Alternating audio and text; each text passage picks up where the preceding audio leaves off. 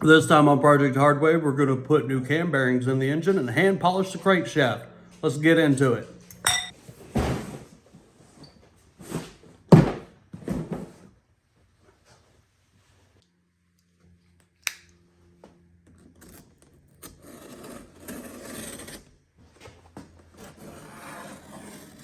So much for my ASMR shot.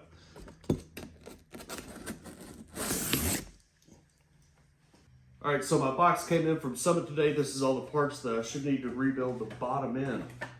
First, we've got king bearings, which are these. Which are these? King bearing rod bearings.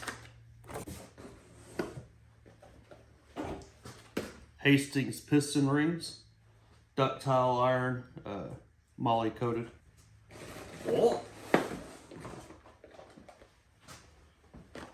More king bearings. What are these? I think these are probably my cam bearings. Yeah, look at that. Cam bearings. Cam bearings come in the box in the order that they're supposed to be put in. So don't mess with them. Just leave them there.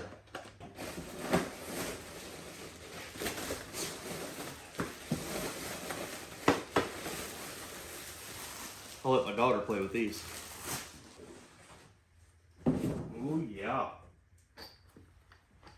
ARP main bolts. It's already got them on the connecting rods. So now we've got them for the main caps too. Timing cover set. That comes with the hardware too. Rear main seal.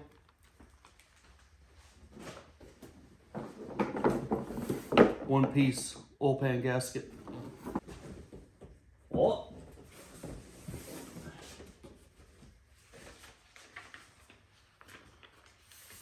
Stickers and a mag. Where are my main bearings? I forgot to order main bearings. All right, cam bearings. All the bearings that are put in this engine are king bearings. They are not one size fits all. They have certain positions. It shows you that right there. It is stamped into the side of the block, or I'm sorry, the side of the bearing itself.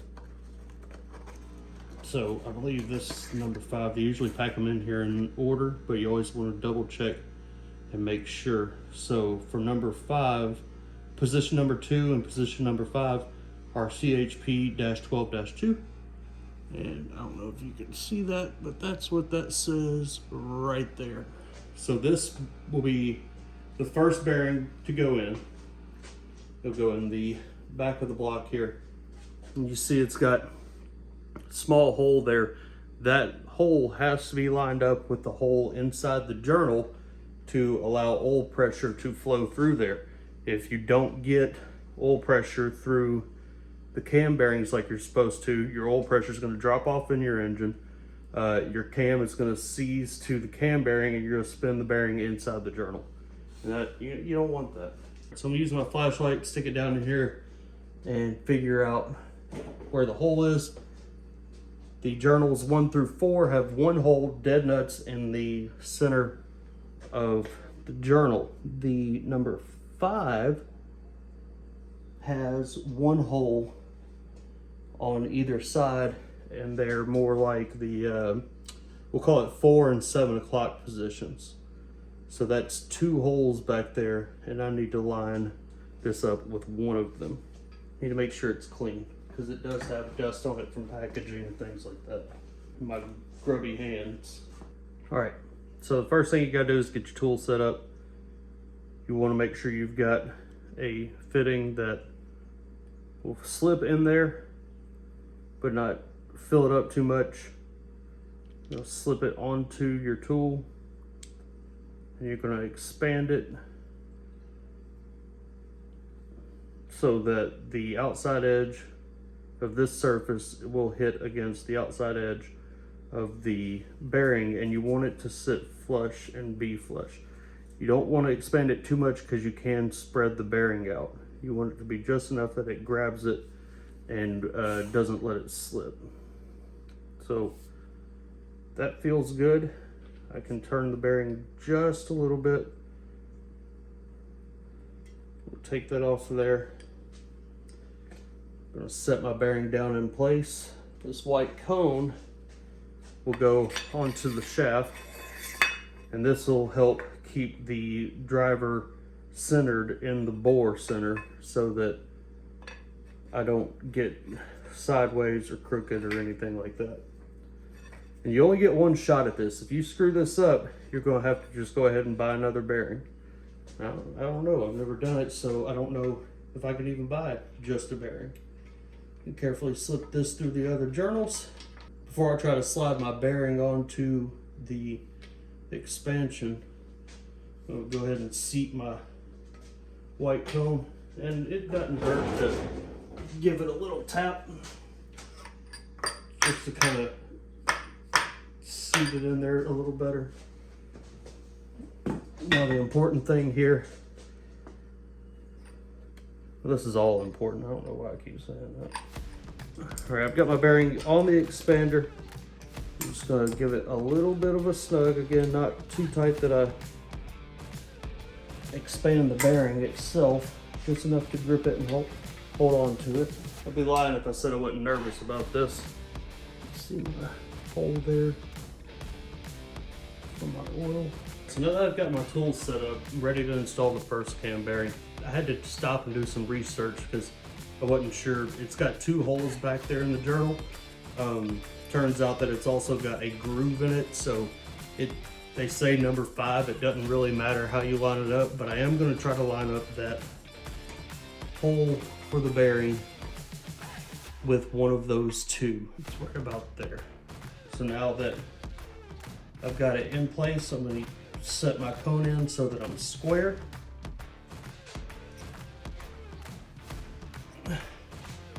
There goes nothing. Now I'm gonna stop for a second, take a look, because this is making me really nervous. Can't lie to you about that. Keep on going. Is it going in? Can you tell? Stop and check, make sure I'm not tearing up the edge of my bearing.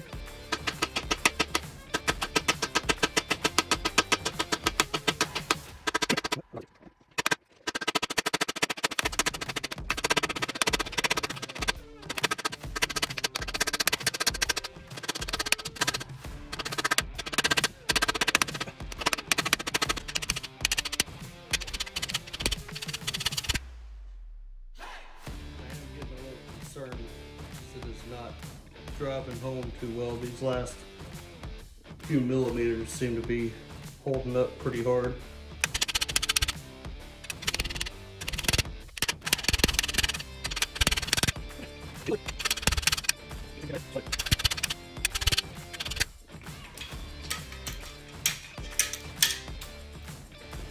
Let's hope I didn't screw this thing up.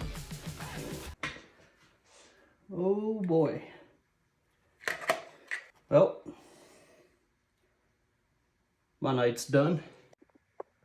All right, so if you look down there, you see metal, and you see that ridge on the edge of the bearing. The bearing looks all torqued and scarred up already. I didn't do that right. You know, that's just one of those things. That's why we call this project hard way, because sometimes when we do things the hard way, we learn the hard way. So I'm going to sleep on this and figure out what I want to do. I don't know. I may just get another bearing and have the machine shop put it in when I get the heads done. I don't know. I'm going to take a look at it and think about it. So after I smoked that first cam bearing in the rear that I put in, I shut the camera off and I had another shot at it with the next cam bearing. I looked at my tool and how I had it set up and kind of looked into what I was doing wrong, because I know it was all me, it wasn't just the tool. So I gave it another shot and I smoked that cam bearing too. At that point I went in and I went to bed thinking, you know, yeah, we'll take it to a shop and let them put a new set of bearings in it. So I slept on it.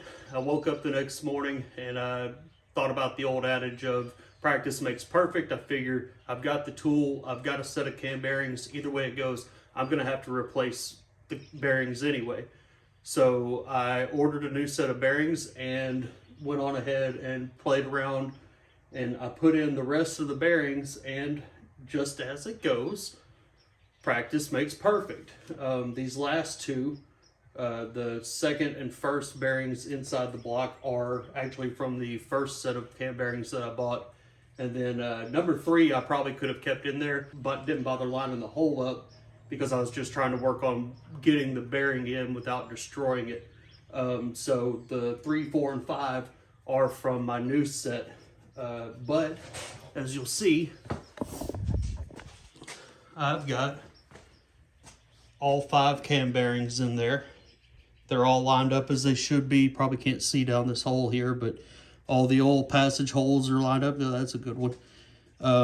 So we are ready to rock.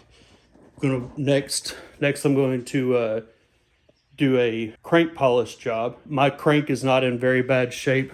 It's just got, I mean, this stuff doesn't even get hung up on your nail really, but it's so light that a quick little polish job will get it just fine. And then we'll be ready to slap the main bearings in and the crankshaft. So I'm gonna get some sandpaper and some stuff and we'll go through that process. So the idea here is that on each of these journals of the crankshaft, you may see these lines here. That's just from normal wear and tear. Sand those down a little bit smoother and polish it out. So the first thing I'm gonna start with is I've got a piece of 600 grit wet dry sandpaper. I'm gonna put some penetrating oil. You can use PP Blaster. I had some somewhere, but whatever, this liquid wrench, same thing. You want it to be lubricated. You wanna make sure that you're not just grinding the sandpaper on clean, dry metal. Put some on my paper as well. I did clean the journal beforehand with some brake cleaner, get any oil residue and any other debris off of the journal. We'll wrap this around it. You see I've got it cut to fit that pretty well. Now, the idea behind the shoestring here is that I will wrap it around the journal several times. This is going to give me some hope of creating an even pressure across the face of the journal without digging grooves into it. Because if I groove the journal, then it's cooked, it's screwed.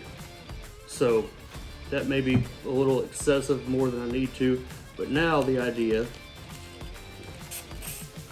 is that I can work this back and forth. Yep, too many loops. Spread these out. And there we go. Start. Today on, I've never done this before. Well, would you just... Ideally, this would turn the sandpaper, but it's not. There we go. Yeah, there's just being too much going on.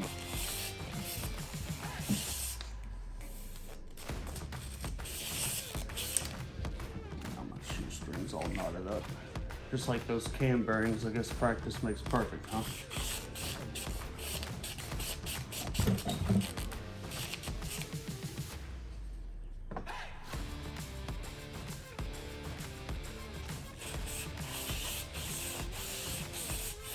Yeah. You see the string going back and forth across the journal. Kind of just walking across it.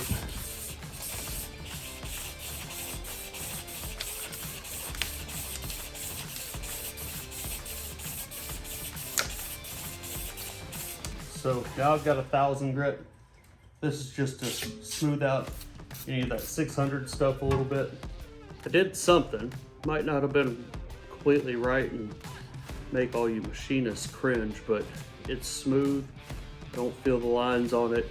I didn't go too aggressive. I didn't do too much. Just clean it up a little bit. I've got a piece of microfiber cloth that I cut a strip out of, clean, get as much of the excess fuzzy off of it as I can. I've got some for all safe on all metal polish. We'll put a little bit of that on there, and with the microfiber cloth, I'm just going to work that around and polish that. Again, try to be consistent. Granted, this isn't really cutting anything, but consistent with pulls and where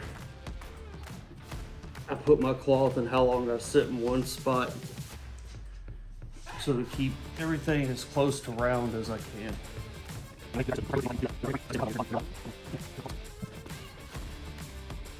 Let's see how that looks. Well, is that perfect? Hell no. But is it done? I did something. Did I pay somebody to do it? No. Is it better than just slapping new bearings on what was already there? Yeah, in my case. You know, like I said before, there's not a lot of damage on this crank. It's just normal wear and tear.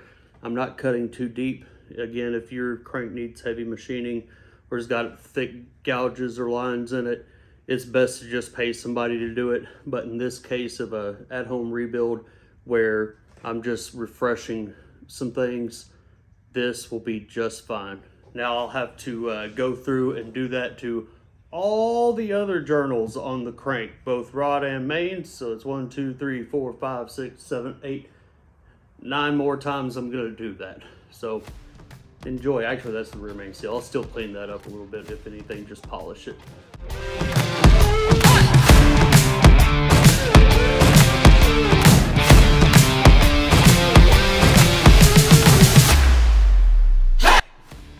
Okay, there it is. I'm finished polishing the crank. It's you know, it's not like a professional did it, but everything is smooth. It feels good, it looks good. I just got it out of my parts washer, aka can of brake clean in that spot in the driveway over there. So I'll finish cleaning up the rest of the little stuff that's on it, get it nice and sanitary. And then we're ready to put the engine back together on the bottom end. Yes! Well, that's going to do it for this video. If you like what you see, please subscribe to the channel, leave a like, turn on notifications so you know when I drop a new video. Next week, we're going to actually start putting the engine back together. Thanks for watching, guys. Remember, life isn't always easy. Sometimes you got to do it the hard way.